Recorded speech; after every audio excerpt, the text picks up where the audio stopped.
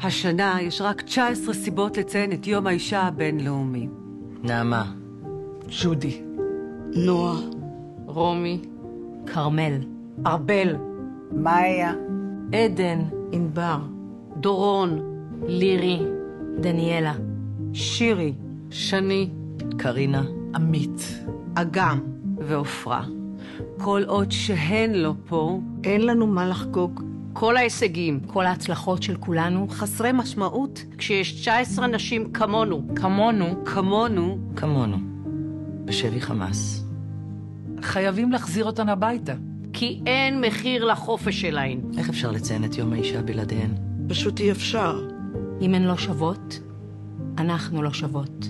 אנחנו לא שוות. אנחנו לא שוות. אנחנו לא שוות. 134 חטופות וחטופים עדיין מוחזקים בידי חמאס. מחזירים את כולן ואת כולם הביתה עכשיו. עכשיו. עכשיו. עכשיו.